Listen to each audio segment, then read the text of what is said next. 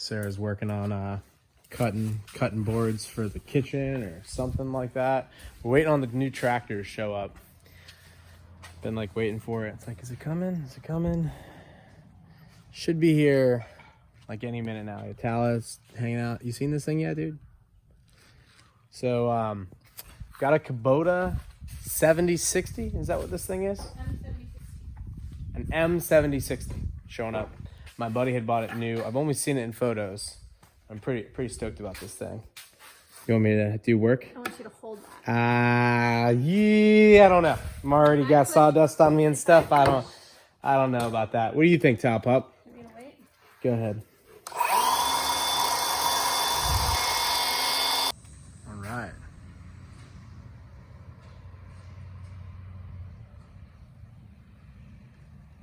What do you think, Tal? Tal's like, yeah.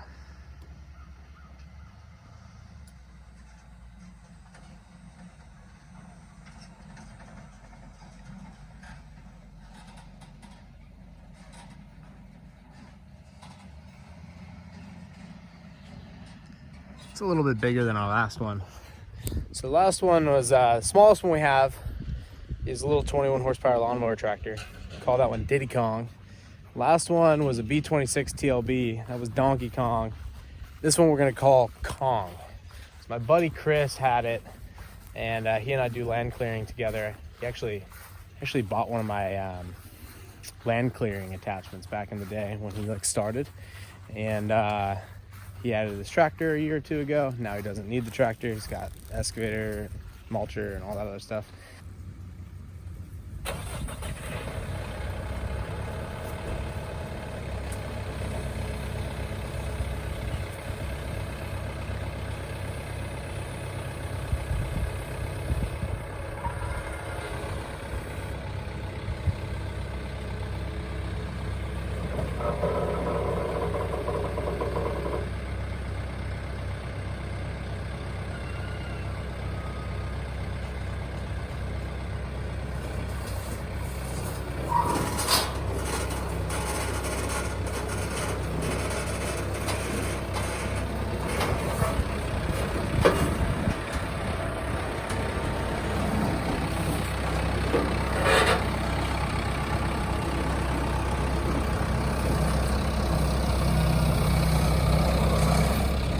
All right, new tractor is in.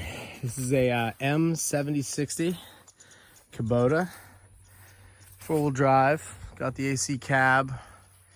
It's got the locking differential in there. A lot of space in this cab.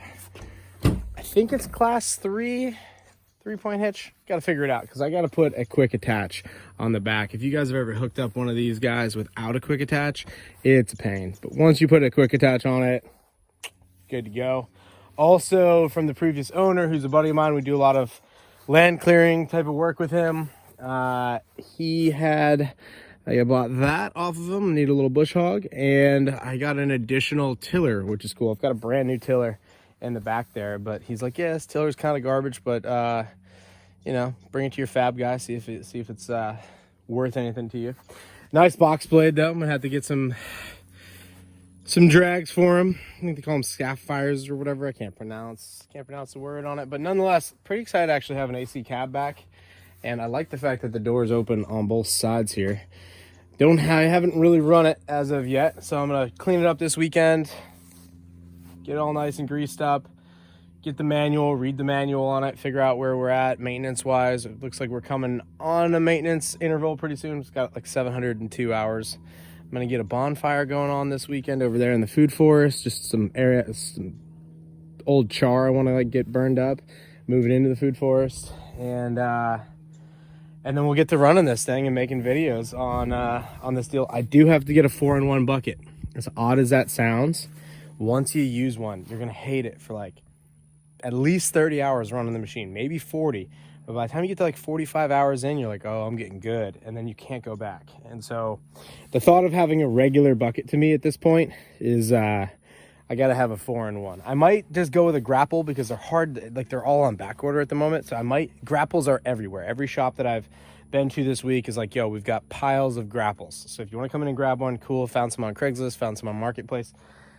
But I prefer the 4-in-1 because it's like having a grapple, having your bucket, having everything just ready to go. It's got the front remotes already on it because my buddy used his grapple on it. So it's got the front remotes, and I'm really excited about the stack. Because my last one, Donkey Kong, threw it out right there, and you could breathe it when it was cold for sure. Don't like that.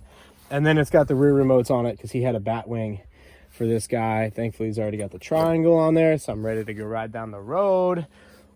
Window washer fluid, need some. It's you can't find it anywhere. We're sold out in our area. Has been like that for at least a month now. I wanted washer fluid now for a long time. The whole family wants washer fluid.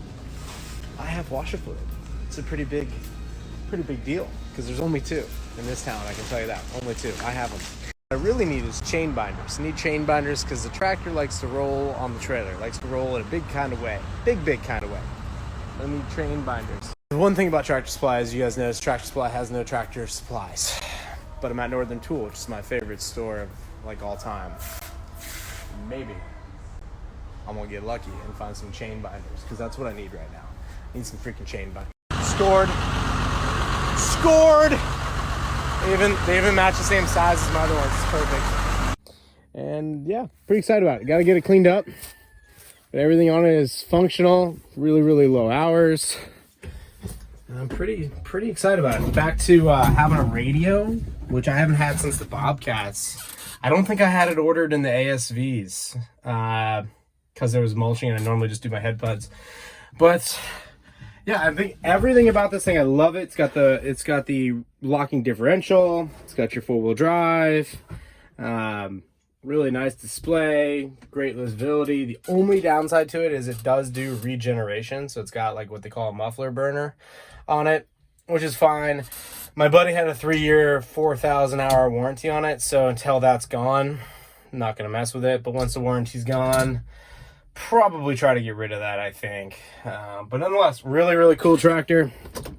I'm going to go get some hours on it. And, all right, so we're in the new tractor, new to us tractor. I think it's only a year old though, so it's not too used.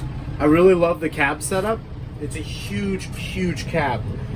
AC is amazingly cold, like absolutely amazingly cold. I'm loving the doors on both sides, so it's definitely nice to have that.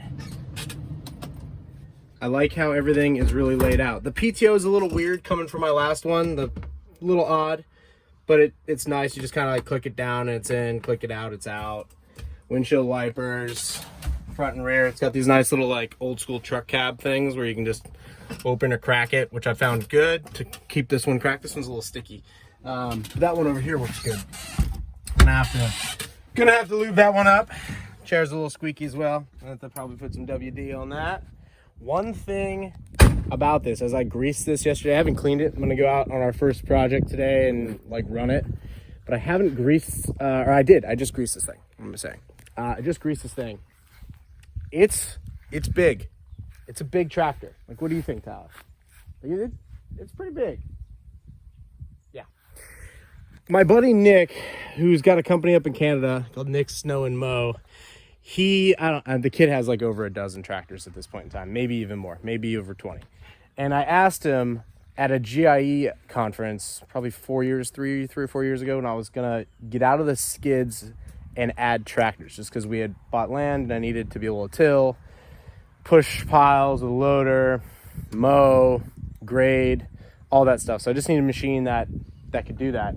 And he's like, the best size tractor is somewhere between 35, which is about perfect in most cases, 35 horse to 50 horse. He's like, that's the range you want to be in. This one is 74 horse and it's big, which is great for land clearing or large pieces of land. But like those tires are water filled. You can see like they definitely like leave some tracks. It's big. Like it is a absolute, I mean, it's pretty big. That's all I have to say about it. Loader works great. That's one of the reasons I wanted this guy. I love the stack going up, which is pretty typical once you get into a higher horsepower. Serviceability is real nice. Everything like that brush guard pops forward, hood goes up, everything, the sides come off. Like you can get to almost anything on it. Typical Kubota stuff. It's well protected, well guarded. I don't love these grease zerks. That one's fine, but this one I'm having a problem with. Pulled it out, changed it out.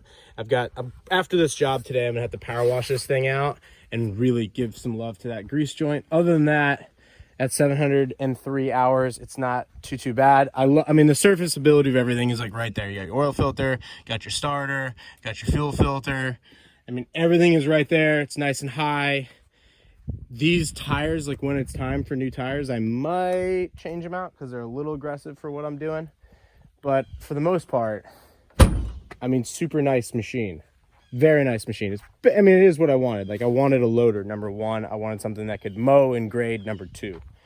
So it's definitely what I wanted, but it's big. And so I see Nick's point that 35 to 55 horsepower is about perfect, because the last one, Donkey Kong, was 20. It was a B26 TLB, tractor loader backhoe. I got rid of it because the price had accumulated on me, which is nice. So I'd been able to put 850 hours on it, and at a very minimal cost, which is great. As far as what I bought it for, what I sold it for. I think I bought it for like 42. I sold it for 32. I had some implements in there that I also sold for cash. So I like a little less than 10 grand to run 850 hours. So I was running at like $8.50 a depreciated hour, minus maintenance. And the thing was out of warranty, and it was a little small, and I didn't use the backhoe. So I was always taking the backhoe off and then occasionally putting it on, but then I had to store the backhoe, and I was like, it's kind of a pain in the butt. I liked it that it was a frame built backhoe, but I didn't love it that, like, I would have preferred a 3-point hitch backhoe, honestly, because once you have a quick hitch on the rear, and this one doesn't have it yet, but it's getting it like this week, like tomorrow, you've got to have a quick hitch so you don't have to mess with hooking these things up. I'll show you in future videos what a quick hitch. I mean, it's so nice. I do love the back of this though, very much easier than the other one, but I was constantly always messing with that part. So I wasn't a huge fan of the backhoe. And with a larger tractor, if I do need a backhoe, I'll just put the quick hitch on here and I'll have just as much backhoe, you know, with 74 horse that I did, you know, with the 26 horse or 25 horse TLB. But what I find for my projects is when I need a hoe, I just rent a hoe. Yeah, because I just find it being easier.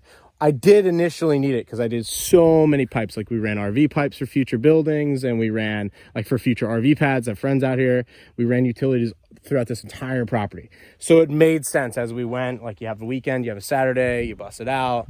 You come out another Saturday, Sunday, you bust it out. So it made sense. But then it was like, okay, I don't really need to be digging trenches anymore, as not that much anyway. And I need a way to pop and harvest all of our bamboo, push up our compost over there, do land clearing jobs. So, I mean, it worked. I'm not unhappy with it. It's just a lot bigger than I thought it was going to be. And yeah, so we'll put some hours on it. We'll see how it goes. We'll run it out today.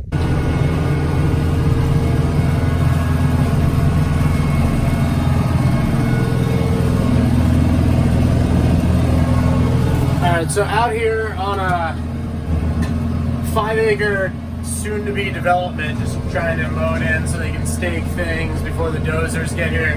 The tractor doesn't seem to be too big. It's about the right size. Cab's really quiet, no complaints there. Temperatures look good. So on the right project, this is a good-sized tractor. Fits on the trailer just fine. Just picked up the trailer this afternoon. So this is the new setup for now. We got these little birds here. They come in and look for all sorts of grubs. Like another hour or so, there'll be like 50 of them following the tractor. Definitely gonna have to mow through this one twice, but it's doing a pretty good job.